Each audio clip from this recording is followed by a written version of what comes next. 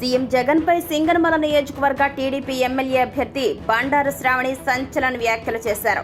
పుట్లూరు మండలంలో మీడియాతో మాట్లాడుతూ సీఎం జగన్ గెలవలేక ఓటమి భయంతోనే విమర్శలు చేయడం జరుగుతుందన్నారు.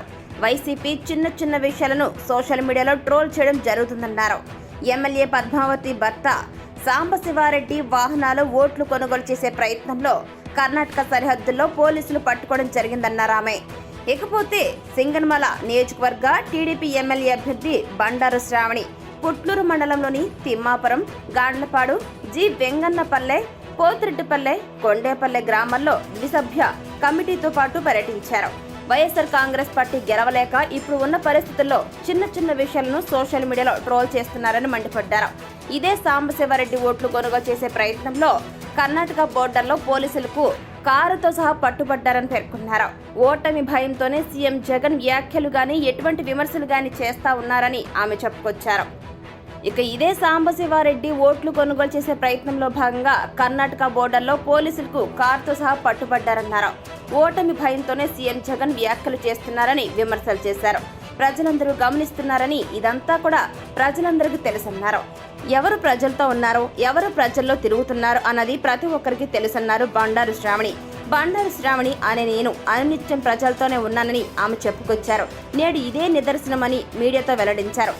విజనరీ ఉన్న లీడర్ చంద్రబాబు నాయుడు అని మరోసారి మీడియా ముందు వెల్లడించారు టీడీపీ ఎమ్మెల్యే అభ్యర్థి బండారు శ్రావణి.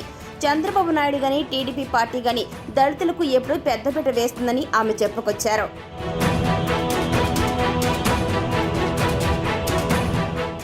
ఈ సింగనమల నియోజకవర్గంలో ఉమ్మడి తెలుగుదేశం పార్టీ అభ్యర్థి అయిన బీజేపీ జనసేన అభ్యర్థి అయిన బండారు శ్రావణి గారి ప్రచారంలో భాగంగా మేమంతా ఇక్కడ రావడం జరిగింది.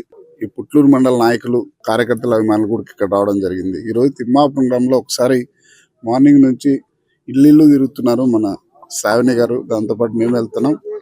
సమస్యలు ఇక్కడ తెలుగుదేశం పార్టీలో ఏదైతే జరిగిందో, ఈ మండలం తీసుకోండి, నియోజకవర్గాన్ని తీసుకోండి, ఏదైతే తెలుగుదేశం పార్టీలో రోడ్లు కానీ, లేదంటే అప్పుడున్న మంచినీటి సౌకర్యాలు కానీ, లేదంటే సాగునీటి సౌకర్యాలు కానీ కల్పించిన తప్ప ఈరోజు వైసీపీ ప్రభుత్వం గత 4.5 సంవత్సరాల్లో ఎక్కడే కానీ అసలు కనిపించిన పాపాన పోలేదు. అయితే ఒకటి ముఖ్యంగా మేము ఏం చెప్పదలుచుకున్నామంటే, ఇక్కడ గ్రామాల్లో వైసీపీ నాయకులు వస్తే చాలా చోట్ల చాలా మందికి బాధాకరమైన తాగునీటి కోసం చాలా మంది ఇబ్బంది పడుతున్నారనే విషయం ఈ పుట్లూరు మండలంలో చాలా మంది వింటున్నాం. పొద్దున్న నుంచి ఇక్కడ పల్లెల నుంచి వచ్చారు ఈ ఊరికి చాలా మంది. కొన్ని ఊర్లలో అయితే కినా ఇప్పుడు కోమటిగుంట ఇట్లాంటివన్నీ తీసుకుంటే కింద తాగునీరు లేక కనీసం ప్రచారానికి వచ్చిన వ్యక్తులు కూడా బయట నుంచి అట్లా ఎన్నికపోవడం జరిగిందంటే ఒక్కసారి ఆలోచించుకోండి మీరు. కానీ వైసీపీ ప్రభుత్వానికి రోజులు దగ్గర పడ్డాయి.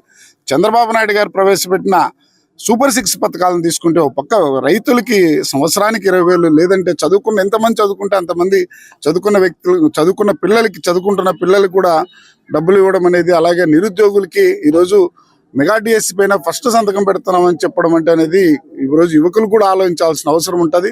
తప్పనిసరిగా ఇక్కడ బండారు శ్రావణి గారు అత్యధిక మెజార్టీతో గెలవబోతున్నారు. చంద్రబాబు నాయుడు గారు ముఖ్యమంత్రి అవుతున్నారు కూడా తెలియజేస్తున్నారు.